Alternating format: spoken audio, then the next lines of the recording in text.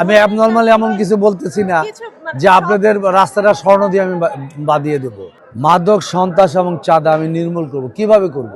এটা একটা আমি পরিকল্পনা দিয়েছি। ইয়াং জেনারেশন, অন্য দলের লোক, শুধু বিএনপির লোক দেওয়া হবে না, ইনফ্লুয়েন্সিয়াল লোকদের দিয়ে কাউকে চাঁদা দিবে না, মানুষের যাতায়াতে বিঘ্ন সৃষ্টি করবে না। এই মডেলটা আমরা ঢাকা 11 আসলে বাস্তবায়ন করব। আমাদের পরবর্তী জেনারেশন যারা, তারা ধ্বংস হয়ে যাবে যদি আমরা মাদক বন্ধ করতে না পারি। হ্যাঁ, ঢাকা 11তে 12 তারিখ আমরা বিপুল ভোটে বিজয়ী হতে পারবো।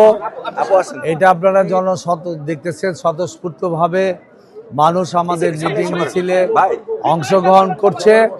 আমরা আশাবাদী এই এলাকার জনগণ, বিএনপি যতবার ক্ষমতা এসেছে এই এলাকার মানুষ বিএনপি দ্বারা উপকৃত হয়েছে, একাল মুক্ত হয়েছে, গ্যাস, পানি, বিদ্যুৎ।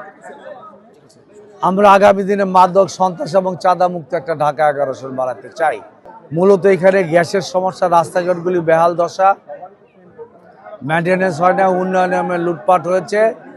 সর্বোপরি মানুষের মঙ্গলের কল্যাণের জন্য বিএনপি যে কর্মসূচিগুলি দিয়েছে, ফ্যামিলি কার্ড, বয়স্ক ভাতা, মেডিকেল কার্ড এবং কৃষক কার্ড এবং ইন্টারমিডিয়েট মেয়েদের ফ্রি, খাদ্যের বিনিময়ে শিক্ষা, এগুলি বাস্তবায়িত হলে দেশের মানুষের মঙ্গল হবে। মাদক, সন্ত্রাস এবং চাঁদা আমি নির্মূল করব। কিভাবে করব? এটা একটা আমি পরিকল্পনা দিয়েছি। মাদক, সন্ত্রাস, চাঁদা মুক্ত করতে হলে আমি সোসাইটি ভিত্তিক কমিউনিটি করে, যেসব জায়গায় নাই করে, ইয়াং জেনারেশন, অন্য দলের লোক, শুধু বিএনপির লোক দেওয়া হবে না, ইনফ্লুয়েন্সিয়াল লোকদের দিয়ে আমরা এই সোসাইটির মাধ্যমে আমরা সিসিটিভি লাগাবো, গেট লাগাবো, গার্ড রাখবো। সিসিটিভিতে আমরা ফাইন্ড আউট করবো কে কোথায় মাদক বিক্রি করে, কোথায় চাঁদাবাজি করে, কে ইফটিজিং করে। এভিডেন্স সহ প্রশাসনের লোককে আমরা দিব।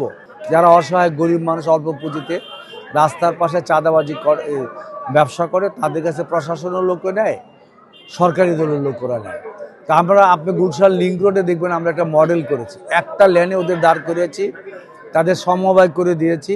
তাদের বলেছি দুইটা জিনিস করতে। এক হলো ময়লাটা একটা নির্দিষ্ট জায়গায় ফেলবে এবং কাজের শেষে তারা একটা নির্দিষ্ট জায়গায় ডাম্পিং করে যাবে, আর কাউকে চাঁদা দিবে না, মানুষের যাতায়াতে বিঘ্ন সৃষ্টি করবে না। এই মডেলটা আমরা ঢাকা 11 বাস্তবায়ন করব।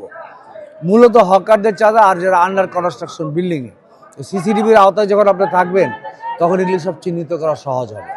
সো এইভাবে আমরা চাঁদাবাজ, মাদক, সন্ত্রাসটা আমরা ঢাকা 11 একটা মডেল তৈরি করবো ইনশাআল্লাহ। আমি অ্যাবনর্মালি এমন কিছু বলতেছি না যে আপনাদের রাস্তাটা স্বর্ণ দিয়ে আমি বাদিয়ে দেব। আমি বলছি মাদক, সন্ত্রাস, চাঁদা এটা উদ্যোগ নিলেই হবে। মানুষ এটা চায়। আমাদের পরবর্তী জেনারেশন যারা, তারা ধ্বংস হয়ে যাবে যদি আমরা মাদক বন্ধ করতে না পারি। ইতিমধ্যে আমি নতুন কিছু সোসাইটি আমি বাংলাদেশে ফিরে আসার পর শুরু করেছি। এটা করা সম্ভব। আর গ্যাসের লাইন আমরাই দিয়েছিলাম 91 সালে। গ্যাস, পানি, বিদ্যুৎ এবং একাউন্ট মুক্ত যে বিল্ডিং দেখছেন না, এগুলি 91-এর আগে হয় নাই। বেগম খালেদা যে ইলেকশন করেছিল, আমরা এটা করেছি। আমি এমন কোনো অ্যাবনর্মাল হোপ দিচ্ছি না যেটা আমি করতে পারবো না।